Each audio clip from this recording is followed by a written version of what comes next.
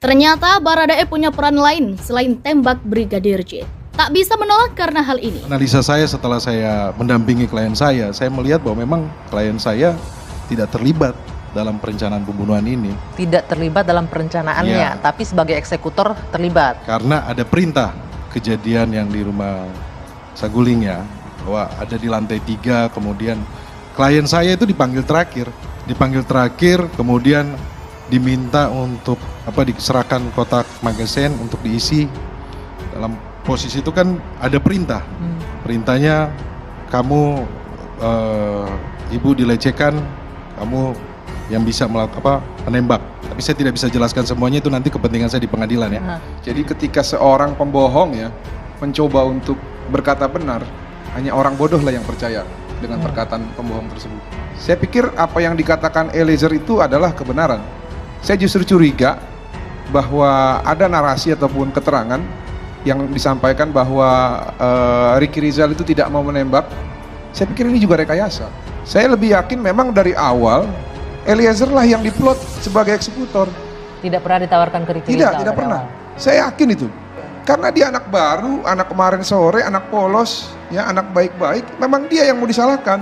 Baradae ini kerjanya baru 6 bulan, jalan ke 7 bulan. Jadi sangat baru.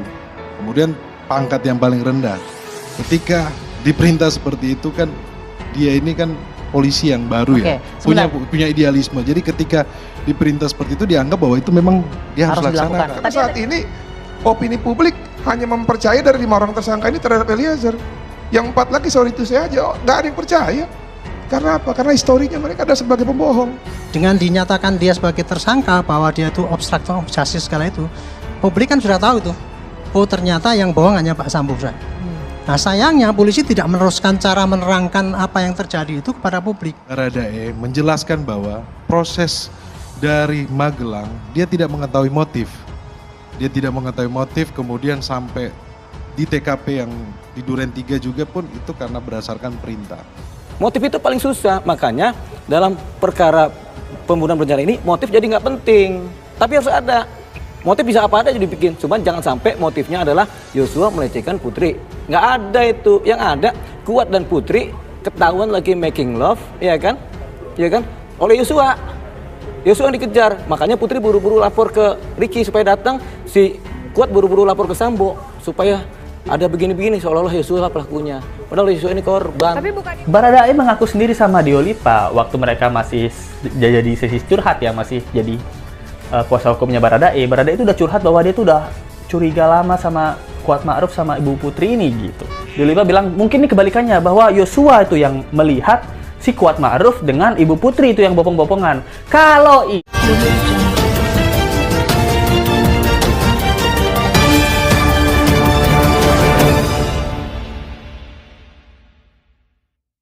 Baradae dan Ferdi Sambo, Baradae ternyata juga berperan untuk mengisi magazin pistol yang digunakan untuk menembak Brigadir J.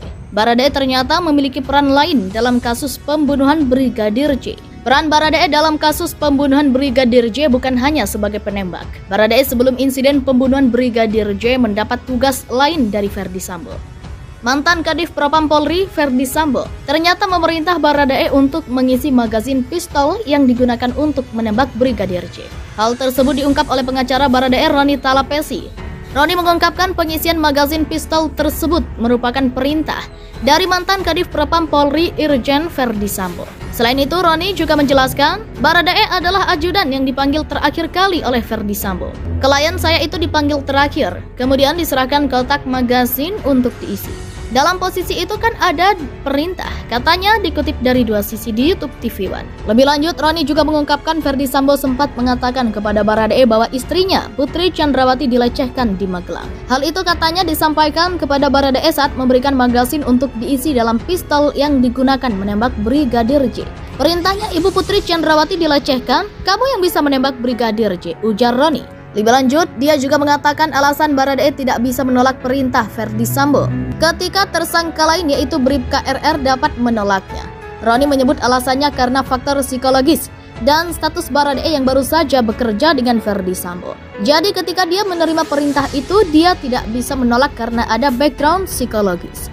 Kedua, Baradae ini kerjanya baru 6 bulan jalan, jadi sangat baru dan pangkat paling rendah jelasnya. Sebelumnya, rekonstruksi pembunuhan Brigadir J digelar pada Selasa 30 Agustus di rumah dinas dan rumah pribadi Ferdi Sambo. Pada rekonstruksi tersebut, Ferdi Sambo mengaku hanya memerintahkan Baradae untuk menembak Brigadir J dan menyangkal telah ikut menembak. Hal ini diungkap oleh Ketua Komnas HAM Ahmad Taufan Damanik.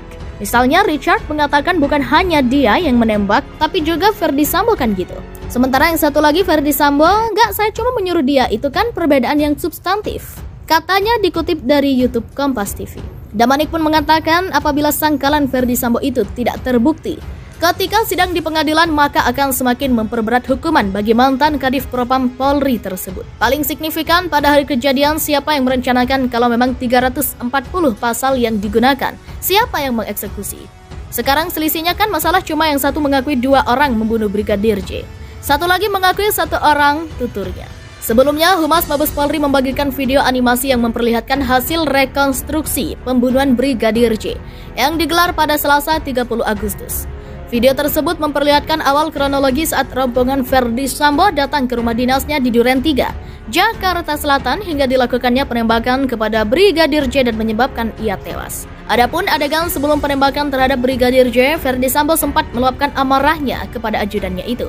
Ia marah kepada Brigadir J karena dianggap telah melakukan hal yang dianggap kurang ajar kepada dirinya. Makian ini dikatakan Ferdi Sambo pada pukul 17.12 waktu Indonesia Barat. "Kamu tega sekali sama saya. Kamu kurang ajar sekali sama saya," ujar Ferdi Sambo kepada Brigadir J menurut video animasi dari Humas Mabes Polri. Setelah marah kepada Brigadir J, Ferdi Sambo pun memerintahkan Baradae untuk menembak. Pada video berdurasi 2 menit 4 detik itu, perintah Ferdi Sambo seperti dilakukan dengan berteriak, "Woi kamu Baradae, tembak! Kau tembak cepat, cepat, woi kau tembak!" Perintah Ferdi Sambo kepada Baradae. Pada keterangan video animasi itu, Baradae dinyatakan menembak Brigadir J sebanyak 3 atau 4 kali. Tembakan pertama Baradae mengenai pundak kanan Brigadir J. Lalu untuk tembakan kedua mengenai siku kiri Brigadir J dan menembus hingga ke dagu. 2 tembakan tersebut pun membuat Brigadir J tergeletak dengan posisi tertelungkup di samping tangga depan gudang rumah dinas Ferdi Sambo. Meski sudah tergeletak bersimbah darah, Ferdi Sambo melanjutkan tembakan ke arah kepala bagian belakang Brigadir J. Kejadian pun berlanjut ketika Ferdi Sambo menembak ke arah tembok di bagian tangga serta lemari.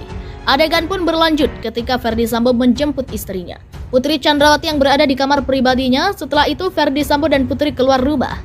Pada saat yang bersamaan Bribka RR telah berada di dalam mobil berwarna hitam untuk mengantar Putri Chandrawati pulang. Namun di akhir video Ferdi Sambo nampak tidak ikut bersama dengan Bribka RR dan istrinya untuk pulang ke rumah pribadinya di Jalan Saguling. Baru-baru ini Komnas HAM membeberkan fakta baru dalam kasus pembunuhan Brigadir J. Fakta baru ini dibeberkan oleh Ketua Komnas HAM Ahmad Taufan Damanik. Komnas HAM meyakini jika Ferdi Sambo akan dihukum berat atas perbuatannya. Menurut Ahmad Taufan Damanik, mantan Kadif Propam Polri itu telah mengakui bahwa ia sengaja merancang skenario kematian Brigadir J. Bahkan Ferdi Sambo juga diduga ikut menembak Brigadir J, sehingga bukan hanya Barada Richard Eliezer atau Baradae saja yang menembak.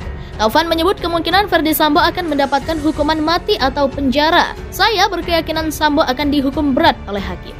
Entah hukuman mati atau penjara," kata Taufan. Perlu diketahui sebelumnya Ferdi Sambo mengaku membunuh Brigadir J karena merasa ajudannya itu telah menodai harkat dan martabat keluarganya. Selain itu, Putri Chandrawati juga terus menyebut bahwa dirinya merupakan korban pelecehan dari Brigadir J. Menurut Taufan, sekalipun dugaan pelecehan seksual pada istri Ferdi Sambo, Putri Chandrawati terbukti, hal itu tetap tidak bisa jadi alasan Ferdi Sambo untuk membunuh Brigadir J. Pasalnya, Ferdi Sambo adalah seorang aparat penegak hukum, bahkan ia berpangkat Jenderal Bintang 2 di Polri. Jabatannya pun sebagai Kadif Propam Polri yang seharusnya menegakkan disiplin dan ketertiban di internal Polri. Untuk Sambo, kalau itu pelecehan seksual pun benar, nantinya di pengadilan terbukti begitu. Nggak bisa jadi permaafan.